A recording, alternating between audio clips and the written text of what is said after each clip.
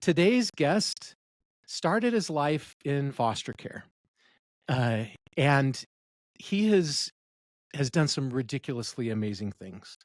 He has given a Book of Mormon to the King of England. He was named the Rising Star Artist of the Year by Pepsi and Hard Rock Cafe. He has multiple videos with more than 100 million views on them on his YouTube channel. He's performed in Carnegie Hall and America's Got Talent. I am with an amazingly talented man who is going to share a remarkable story of faith and conversion. Welcome to the Why We Believe show, where members of the Church of Jesus Christ of Latter-day Saints share their inspiring stories of faith and conversion to the gospel of Jesus Christ. I'm your host, Nathan Gwilliam.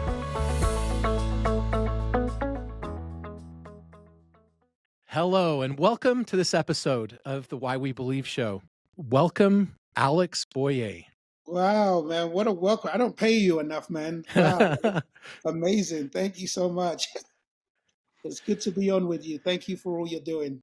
I am so honored that you would consider being here on our show with us. Man, it wasn't hard. Alex, can you start off by sharing with us something that most people don't know about you? Oh, man. Yeah, that you mentioned a little bit of it. I went through this foster care system. I was actually homeless for a while in the streets of London at the age of 16, eating food out of trash cans, and in really, really bad situations growing up. My mom, I was raised by a single parent. My mom, I don't really know my dad. When I was 11, my mom she was going on vacation to Nigeria. We were living in London at the time. And she was missing her family, her mom and her dad. For about a year, she saved up to go to Nigeria. Finally, she saved up the money. She couldn't afford to take me, so she moved me to my uncle's house down the street.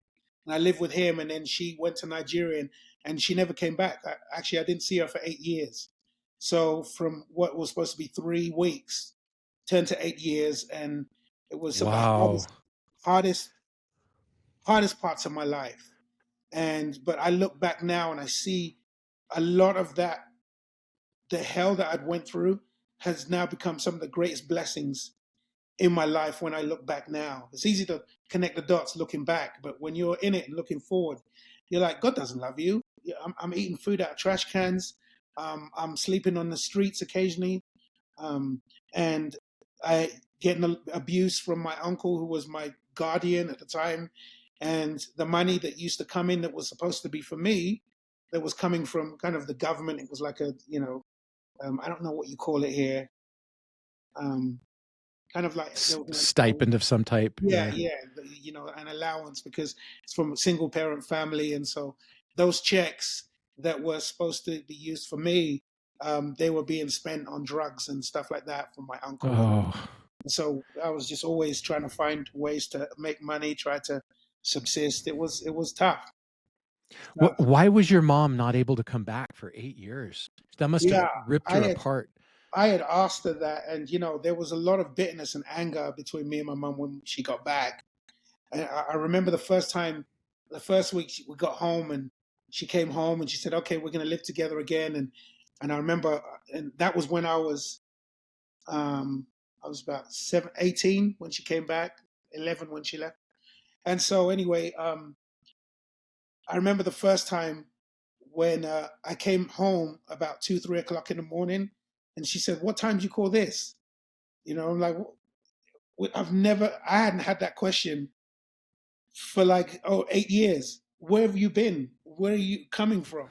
And it was the weirdest thing. I'm like, Mom, this doesn't work, because it's like when I needed someone to worry about me, there was no one there, So we did not get. It was hard for a while, and then because I just blamed her all the time. Anytime something came, well, you left me, you left me, you left me. And so I just got to the point one day where I just realized that it was just not serving me. It wasn't serving our relationship, and it just kept getting worse until I had to get to the point where I can just let go and just forgive, and that took a few years, but it wasn't until then that everything changed, because I couldn't change the experiences, but I could change how I reacted to it. Yeah. Yeah, I'm sorry you had to go through all of that. What I'm helped not. you to I'm not. finally be able Yeah, to forgive? it's so weird. I'm not sorry for any of it because I look back now. Sometimes when people are struggling, Yeah, we look into ourselves and say, well, what have I done? What have I done wrong? Why me? Why am I going through all these experiences? And you know, I'm looking back at that scripture that says that whom the Lord chasteneth, he loves. And those who have gone through stuff, it's because he loves us. We have to go through hell. That's why we came here. He it helps us loves. grow and advance and There's no progress and other way. There's no yeah. other way. And sometimes we look at the trials. There's a scripture that talks about how we should submit cheerfully to the will of God and find joy in our afflictions. We don't. We want to find, why me? How come God is doing this? Everyone's having a good time and I'm suffering. Not saying that I never had this. I've been through this. I've asked all those Yeah. questions and God hates me. Don't let, but I'm telling you, man, it's like, I remember it was Elder Holland that talks about how is it that we expect to live on this earth and we want to have that Disneyland pass, that fast pass that takes us through the trials and that we don't go through anything, but we want to end up at the same place where Jesus went through, where he had to go through hell in order to That's get there. right. That ain't Yeah. gonna happen. Yeah, you look at everybody that's great, that's ever been on this earth. They've Yes, all been through that hell. every single one of us. And that is our path. And we have our own individual path of Gethsemane that we all go through. And we still go through it today. Maybe we had terrible ones 10 years ago, 5 years ago. We could have one today, tomorrow, next week. But I just think the key is looking at that. There's a project I'm working on, and I mentioned a little bit about it. But there's something that Joseph Smith said. Project I'm working on about Brother Smith, and he says that I glory in tribulation. And Paul said the same thing, that he glories. I'm like, what? Like your mother left you, you're going through a divorce, your dad, raped your young brother, all these things, tribulation, and you say you glory in it. I'm starting to realize that our idea of happiness is very different from God's idea of happiness. Our idea of joy is very different from God's idea of joy. Well, he has an eternal perspective. That's the biggest Yes, difference. yes. And we have to look at it that way. If we don't, man, it's a mess. It's a mess because the devil steps in and says, "You see, how can you have a God that loves you? How can you be in a member of the church that you have a race that looks like you that weren't allowed to be right? They pour all the negativity on the goodness that you're trying to find, Yeah. right? And so it's just like when we do that and we let the devil win, that's when everything gets derailed. The plan of salvation, man. And the plan of salvation is just following the Lord no matter what. Yeah. If the Lord doesn't come through, it's still true. If the Lord doesn't come through for me in the way that I'm praying and all the patience that I'm having and everyone else is having a grand old time, so be it. I will still follow him. And Yeah. that's what I'm learning through Job. That this one thing when I was, going through, and even recently just going through a lot of just heartache that a lot of people don't know and I don't talk about. But it's just I think of that one question that the devil asked about Job. And he says, if I take away everything from Job, I bet you he won't worship you anymore. Yep. That's really what it was all about. And this whole earth, everything. And we're still doing it. We are Jobs in embryo, every single one of us. And we're going through that experience where we're losing our loved ones, we're losing our jobs, we're losing our Our spouse, health or we're yeah. losing our health, everything. And the Lord is just asking us, wilt thou still follow me if I take these things away? Yeah. That's just Okay. changing for So me. in your situation where you had this hell that you went through Yeah. as a young man and your mom wasn't there and you went through abusive situations and you were in foster care and you were homeless and eating out of trash cans, what was the and we agree is because God loved you and God wanted you to have joy, and he wanted something Only more. He now, wanted you. yes, Yeah. Can you I realize wasn't. I that? wasn't feeling that way during it. Yeah, So now that you look back on that, what was the good that God made out of that difficult situation for you? Nathan, I can, I can, I can be a little bit more, maybe more empathetic to people who have gone through the same. Maybe I can have a word of experience that I can share with people who are going through it and think that God has left them and abandoned them. Maybe I can find more patience in the stuff that I'll continue to go through. Maybe I'll find more opportunities to be able to share my story with people and come on, Nathan Gwilliam's podcast and talk about the hell that I'd gone through, and not feel sorry for myself and say, hold on, just like Brother Smith said in 121st, 122nd section of Doctrine and Covenants when he's at Liberty Jail. And he's like, Lord, where art thou? Where is thy pavilion that covers thy hiding place? Meaning, where's the protection that you used to give me? It's gone. You've left me. And then the Yeah. beautiful words that he left, where the Lord said, I haven't left you, son. Hold on. These trials will be just for a moment. And if you endure it well, and that's what I love, because I notice a lot of times I just endured it. I can't say I endured it well. What is well? What Yeah. is the well part?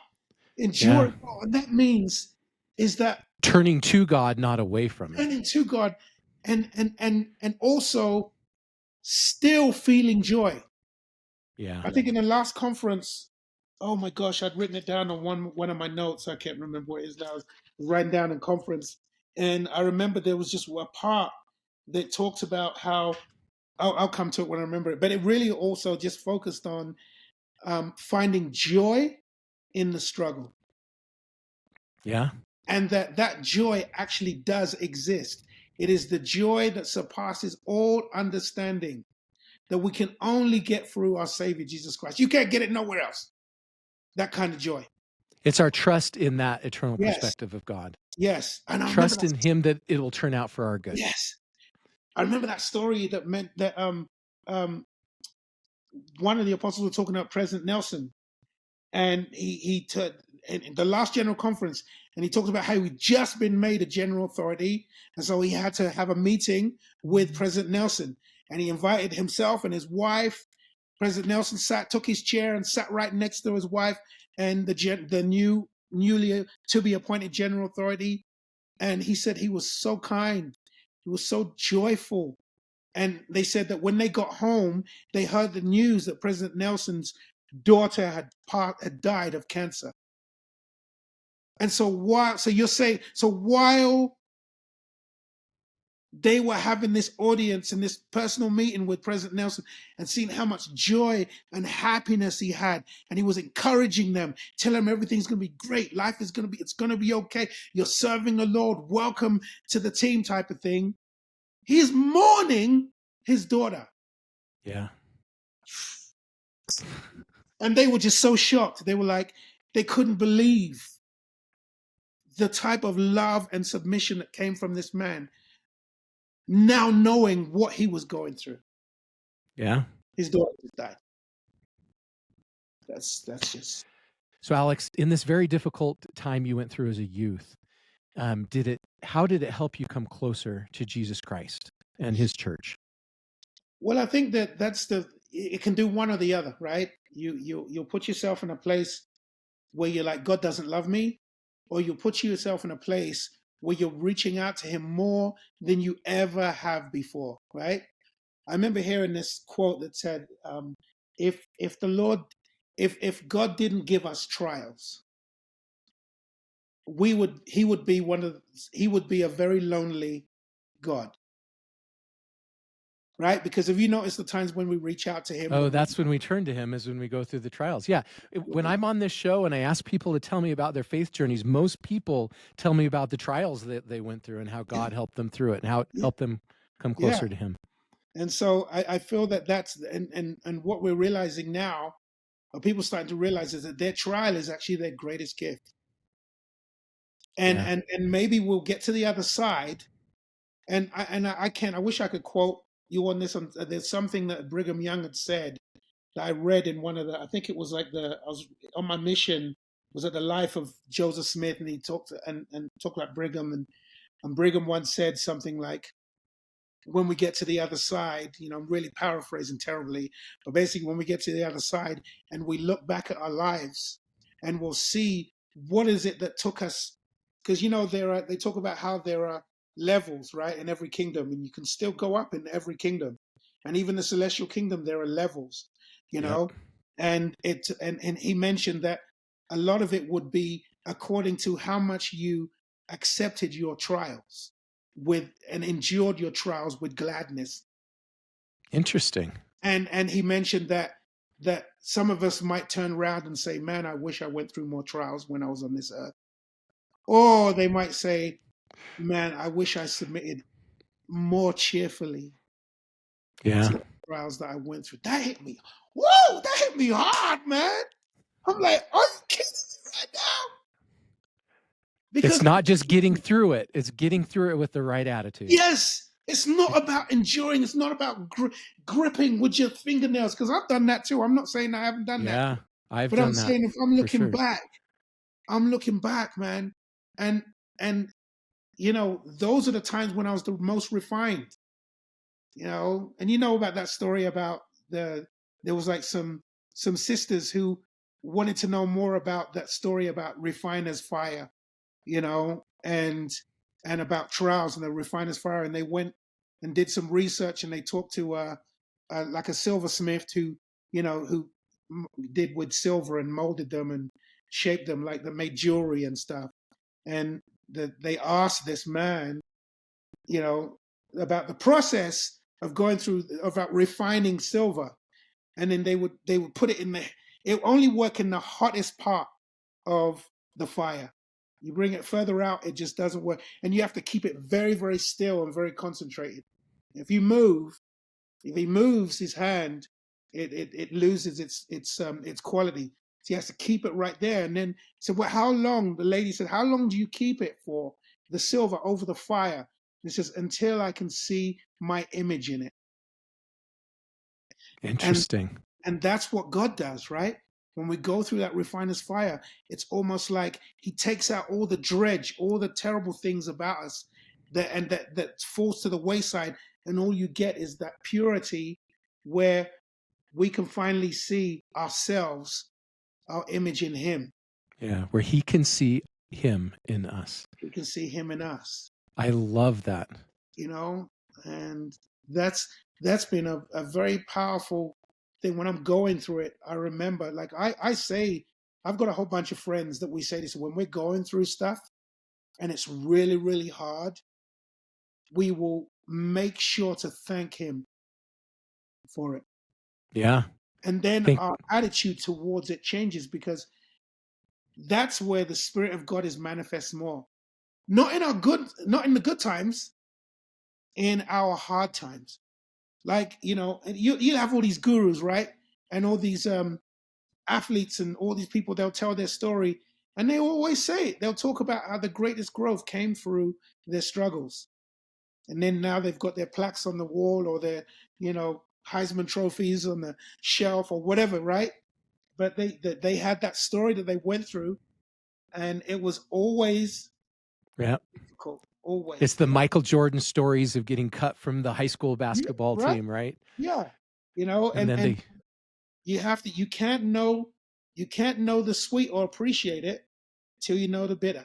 You can't appreciate it. And I think that's in answer to your question about that. I think that's one thing for me, is that I'm appreciating the sweet way more now because of the bitterness that I've gone through. That's why I wrote that song, When Life Gives You Lemons Instead of Champagne. Don't worry, little children, and don't complain. Remember, you're golden. Find some sugar cane, something sweet. When life gives you lemons, make lemonade. That's my life. Yeah. I think you should sing it for us. Right? Right? When life gives you lemons instead of champagne. My voice is better. Don't worry, little children. And don't complain. Whoa, remember your golden. And find some sugar cane. When life gives you lemons, what you gonna do? Finish it? You're supposed to say, make Oh, lemonade. make. Yeah, I can't sing like you can though. What? I know you did They don't theater. You want to just hear told me. me sing. You just told me you did theater. I know you can sing, Nate. Don't hide that talent under a bush neck. Make me some lemonade. There you go. You got it, bro. Oh my goodness. Okay, I want to go back to when you were going through this hell and you were 16 and you discovered the church. Can you tell Yeah, me about your journey to become a member of the Church of Jesus Christ of Latter-day Saints? man. Now you're gonna get me started, man. That's whoo. Uh, so I was 16 and I was working in McDonald's. It was a pretty rough environment. This is in this is in a central business district in London called Warren Street. So it was like the version of Wall Street, right, in Mm-hmm. America. Yep. And so in right in between that business district, there was the smallest McDonald's, really small. And it was only ever open for a certain amount of time because the busiest time was during lunch. Crazy, you know. And I was all of us there, we were just ruffians. You know, we swore, we cussed all the time, and we would fight all the time at McDonald's.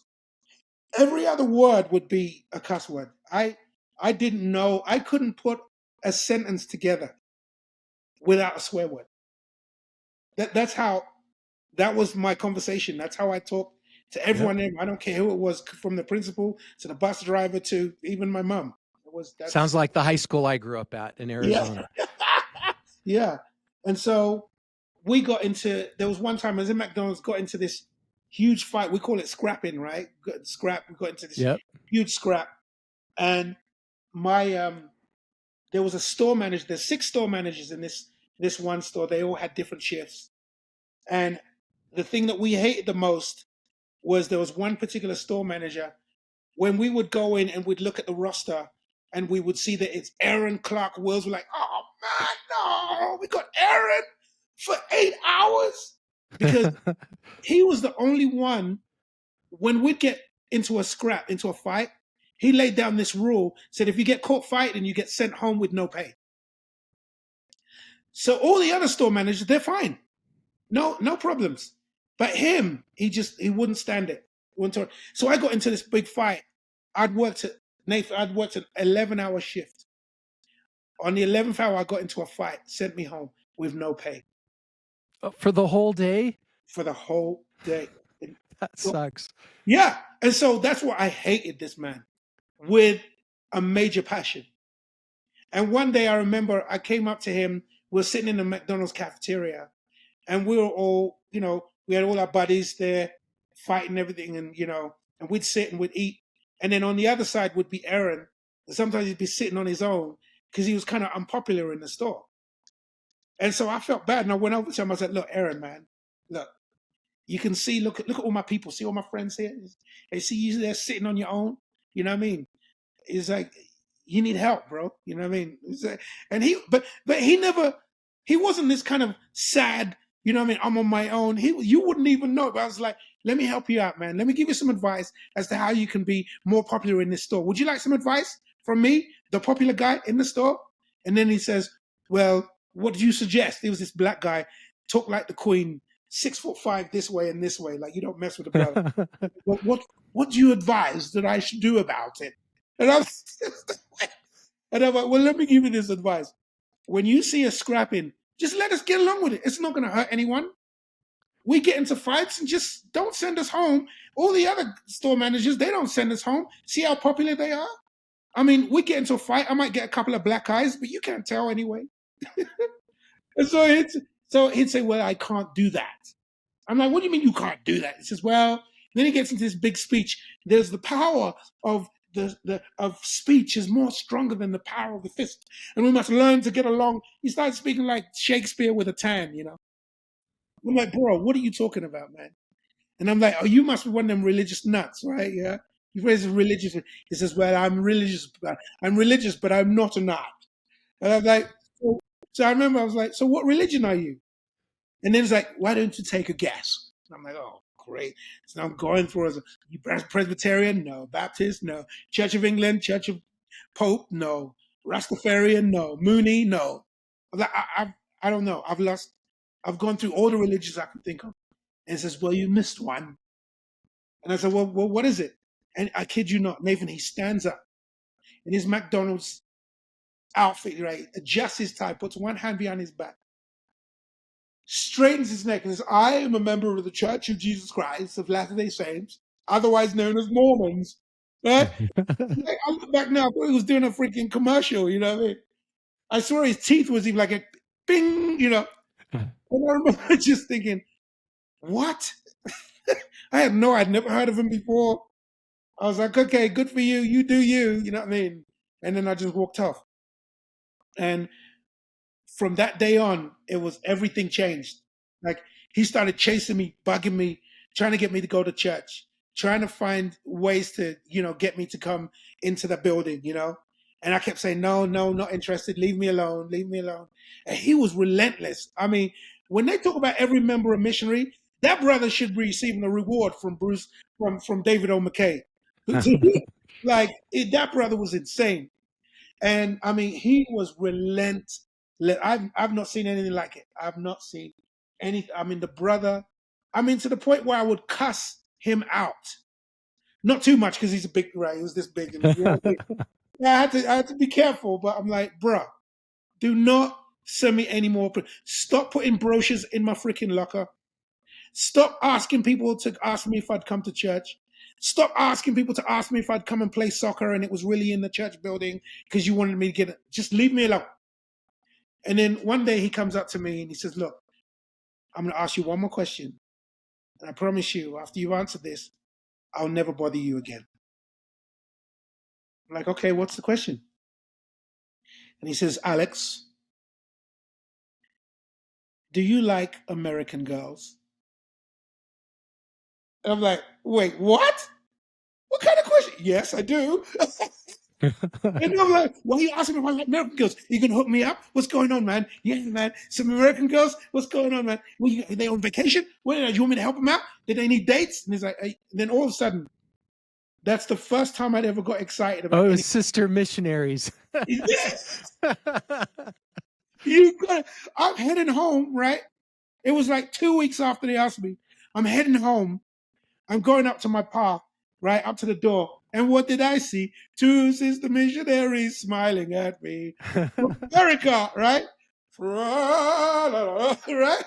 And they're standing on my doorstep.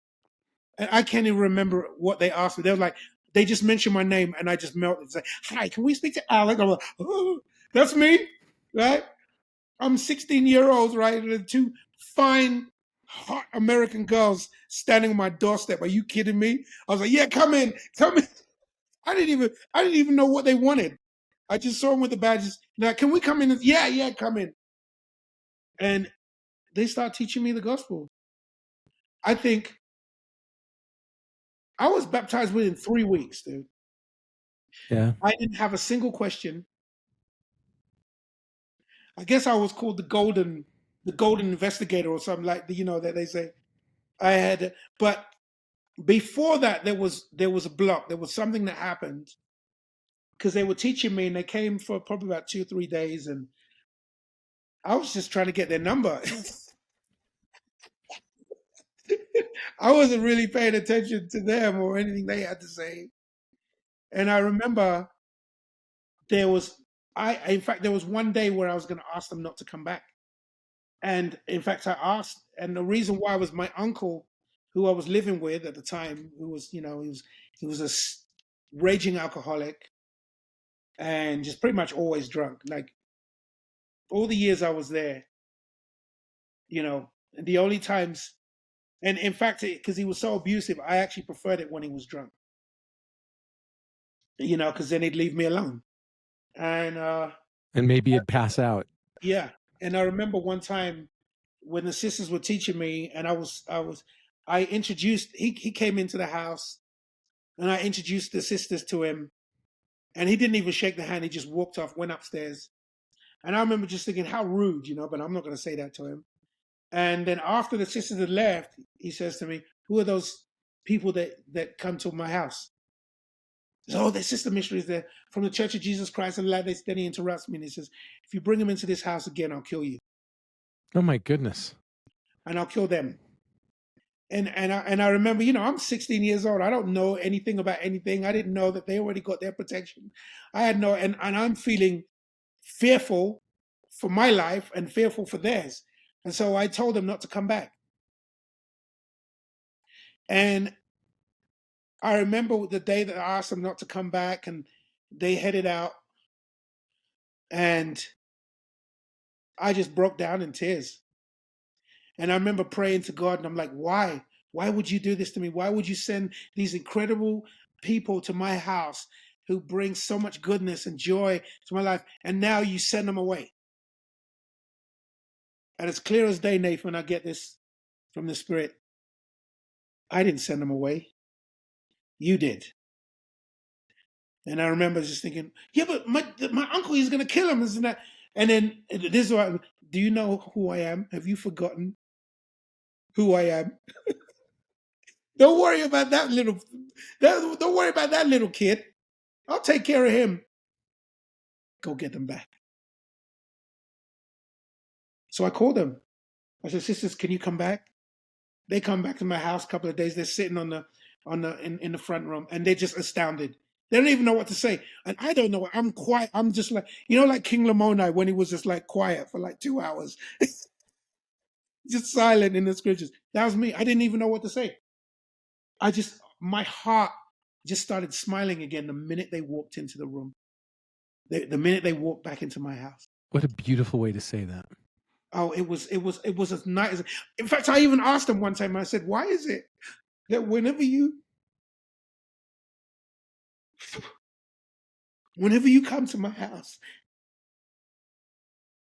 the whole room lights up, the whole house, and then when you leave, it gets dark again?"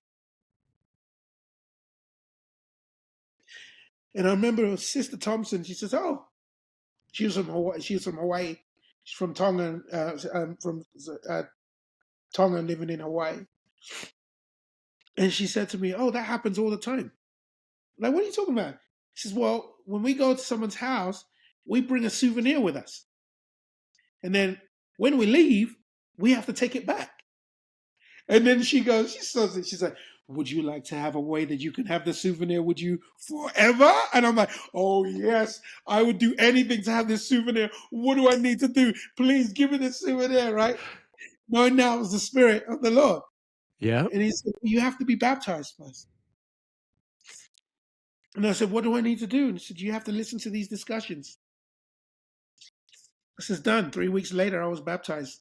You're talking about coming back from remission, and we were Yes. feeling selfish, and we didn't have the mantle, and Yeah. we're not serving other people. Yes. And my greatest takeaway from that is when my uncle asked me 2 questions.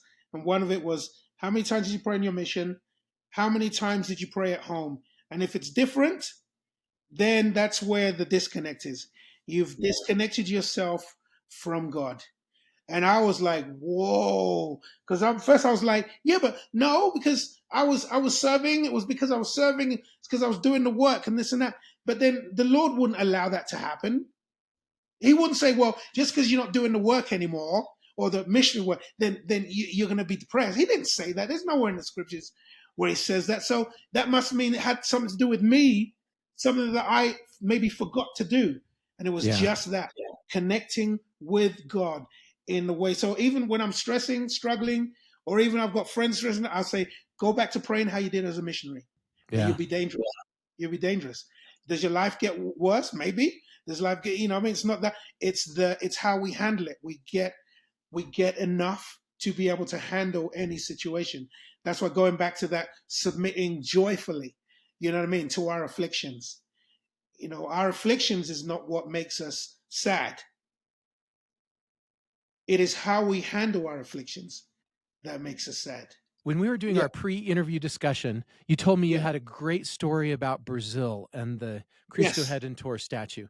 Oh man. Yes. This was about 7 years ago. I get a message on Facebook, and it was from a Relief Society president in the favelas in Brazil. And I didn't know anything about the favelas, didn't know anything about Brazil. They said, "Hey, will you come to Brazil to perform at the Rio Carnival?" I Okay. said, "What? The Rio? I've seen those. I've seen them." I was like, "Are you serious?" And they were like, "Yeah." And they had a costume for me and everything.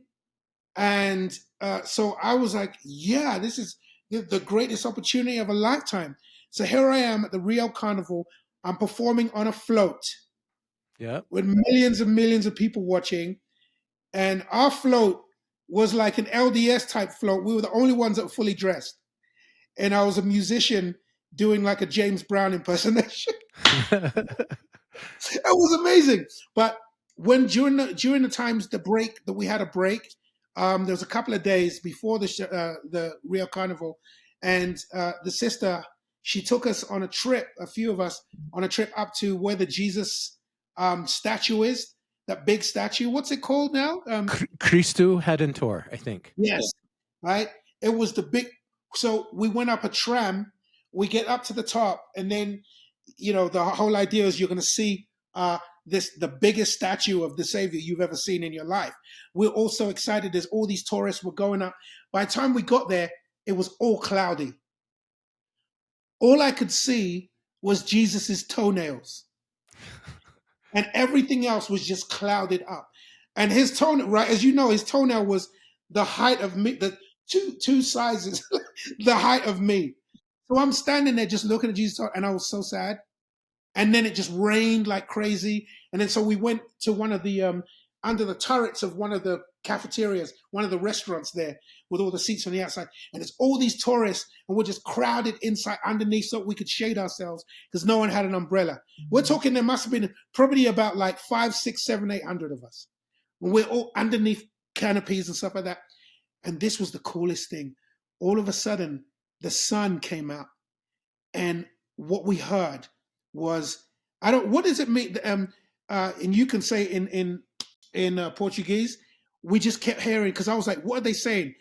The translation was, "We can see Jesus. We can see Jesus." Podemos ver Jesus.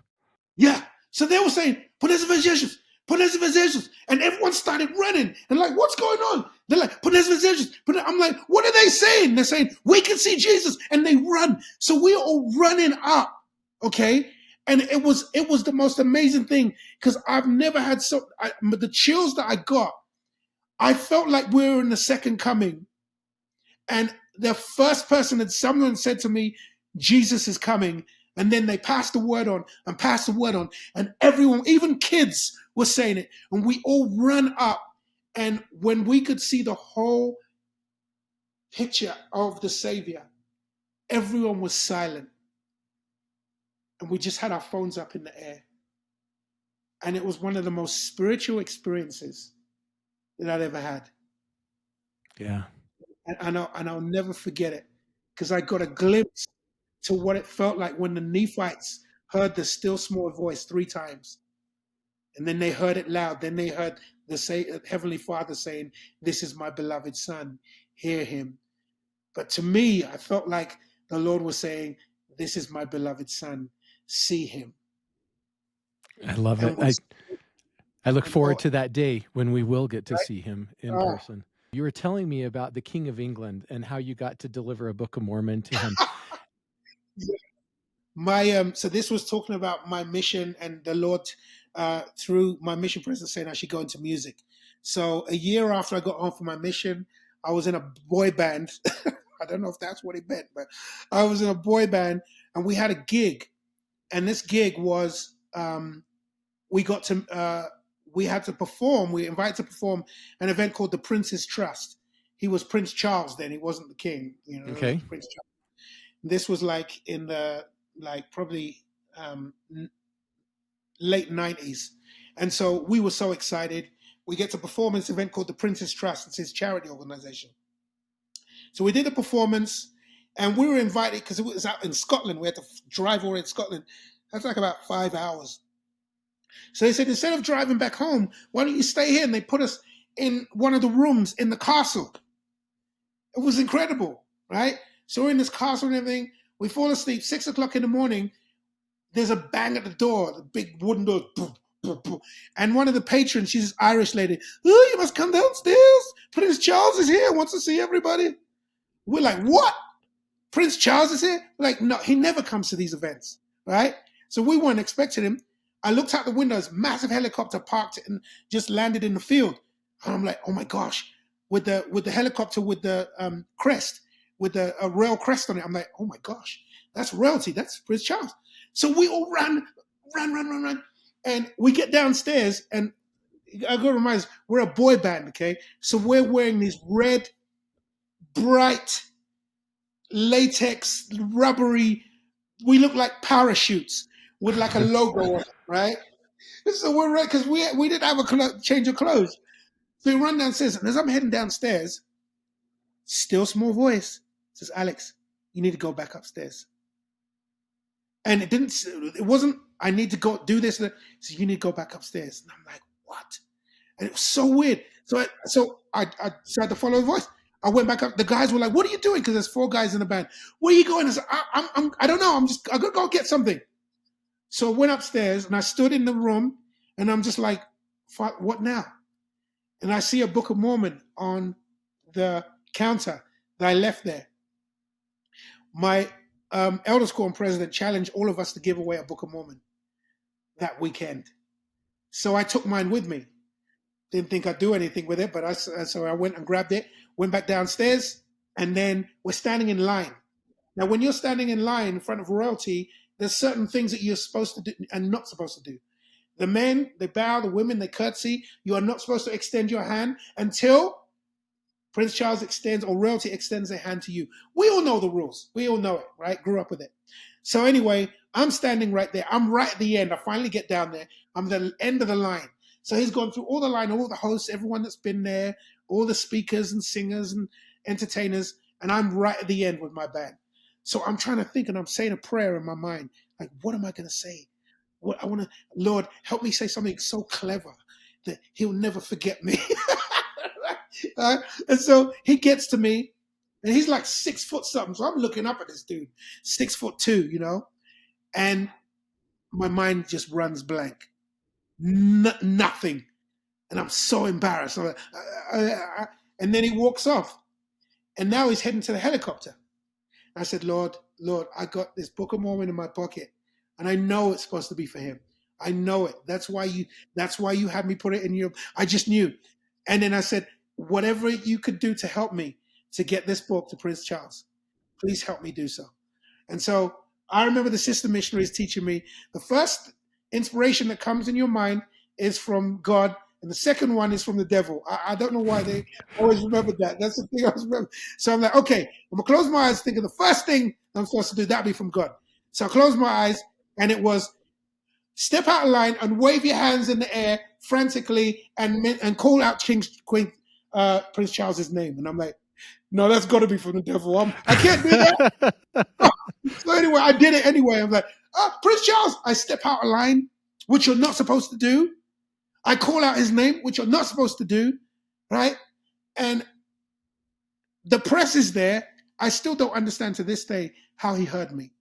You've got cameras, press, everything going on, people cheering. He turns around, comes back to me, stands in front of me, with his hands behind his back. And I'm just like, oh my gosh, he's really here. And then I'm trying to think of what I'm going to say. I said, on behalf of my church, I have a gift that I would love to present to you, something very, very close to me. So I proceed to put my hand in my back pocket. Security, nuts, right? They're going ape, right? I'm like, no. It's a book, not a gun. Book, not a gun, book, not a gun, right? I didn't do that.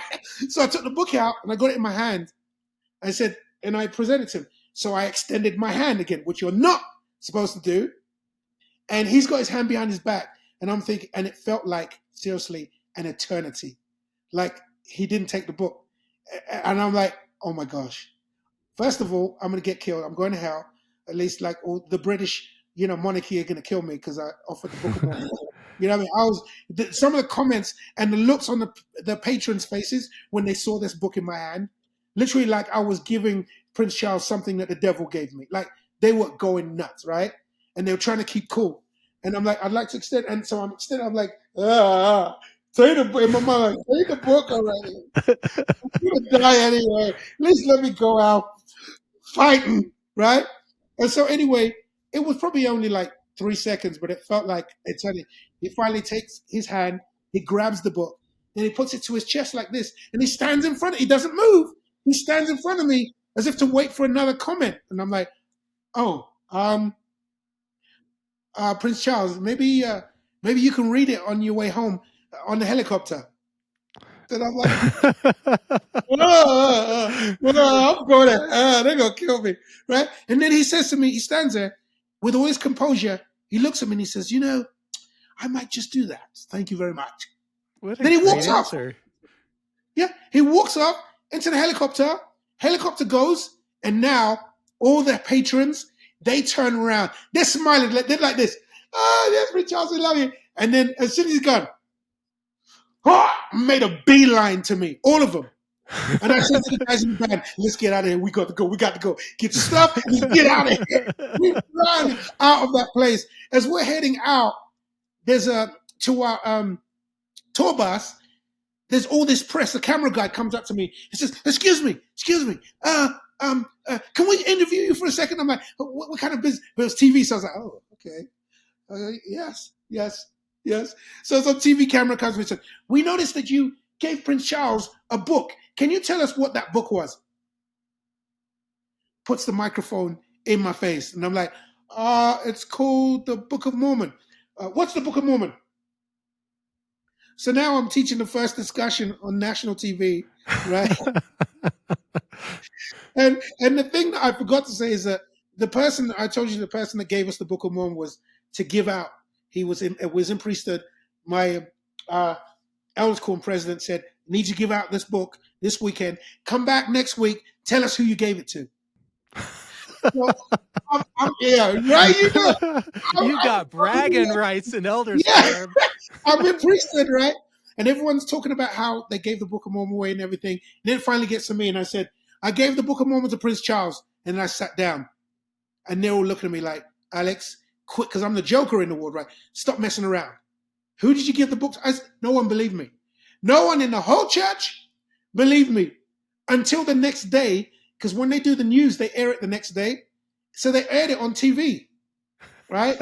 me with the book, talking about talking about the Book of Mormon and everything. My elders quorum president, he calls me up, screaming. He's like, hello? He said, yeah, I told you I was here. I can't believe it. I thought you were lying. I told you. And so it was just so amazing. I think that experience was more for me than it was for him. I think there was a lesson, a training that the Lord has given me in listening to his voice and doing something. And having the courage to do something scary. Yeah. Doing something without fear. Who knows the difference that made? Yeah.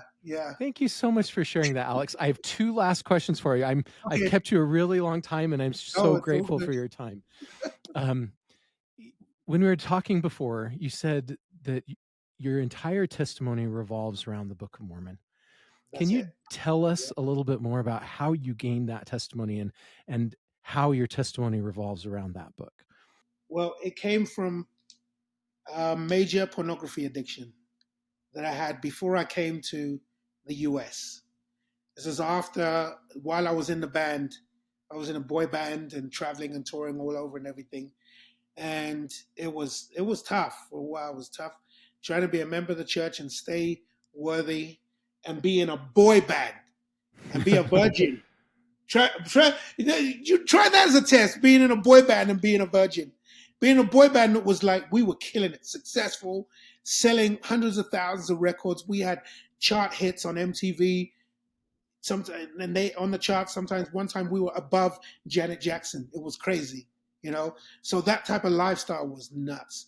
Anyway, um, I got into a major pornography addiction, just being at hotels, being by yourself, being lonely. Then you turn the TV on, 3 o'clock, 4 o'clock in the morning, some of the worst pornography. You didn't even have to pay for it. It was just on. And then it got to the point where I was just addicted. I was the worst thing ever. I was just so, I'm trying to live the gospel. And then this plague was just eating away at me. And it got to the point where I prayed. I got down on my knees and I said, Lord, please, I don't know what to do. I can't do this alone. Please help me. And I made a promise. I covenanted with the Lord. I made a covenant and I said, if you get rid of this insipid pornography addiction that I have, that is ruining my relationships, ruining my life, if you get rid of this, I promise you, I will read the Book of Mormon every single day till the day I die. Nathan, 2 days later, gone. Gone. I'm talking, God, like the stuff that used to trigger me, just looking at a TV screen, I'd get triggered. Looking at a girl that was wearing, like, next to nothing, or even just showing a little bit, I'm triggered. Everywhere I went, not gone. I'm talking about something that can take years of therapy in 2 days. And from that day, I've kept my promise. Even if it's a minute, 2 minutes. Right now, I read 10 pages of Book of Mormon a day. 2 minutes, 5 minutes, 3 minutes. As long as I do, and I tell you what, man, it's like that testimony of absolute power came from that book and nothing else. Because that book, when you open it, you are having an audience with Jesus Christ himself. Every time you open it. How can you not see miracles when you do that? The Book of Mormon is simply the greatest book that's ever been written. Period. And I promise everyone else as well. I'll say, make the Book of Mormon the highlight of your day. Not the low light, not the last light, not the second light, not the afterthought. Make it the highlight of your day. And even if you're going through hell, you will see heaven. The Lord will open up doors for you, bless you in places where you never ever thought you'd be blessed. Open up opportunities that you don't deserve, that you never ever thought would see. Bring you joy in the midst of absolute chaos. Bless your life and put you in places where you can be in front of kings and queens. Put you in places where you can teach some of the hardest criminals. Put you in a place where he will lift you up, in a place where you're so far down, and that people will see your light and glorify your Father in heaven. That's my testimony. Thank you so much for having the courage to share that. In 2017, President Nelson made a promise about exactly what you're talking about. He said, I promise that as you daily immerse yourself in the Book of Mormon, you can be immunized against the evils of the day. I'm the living testimony of that. Yeah, even the gripping plague of pornography and other mind-numbing addictions. Yes. Yeah. Prophet of God has promised if we turn to God and we reconnect with God, like you were talking about before, through the Book of Mormon, that's one of the powerful ways we can do it. We can overcome, be immunized from the evils of our day and the plague of pornography. You can't be healed from pornography in any other way. You can be healed temporarily. You can have the therapist, and I ain't knocking them because I got a therapist anyway. All that stuff. Nothing can cure it in 2 days. There is no man on this planet that can cure pornography. I'm talking 7 years worth of pornography straight addiction. There is no man, no person on this planet that can cure that in 2 days. Except for Jesus Christ. Jesus Christ. That's right. And where is the place where you can have an audience with the Jesus Christ in the most powerful way? It is reading from the pages of that book. That's right. Period. Fight me. I agree.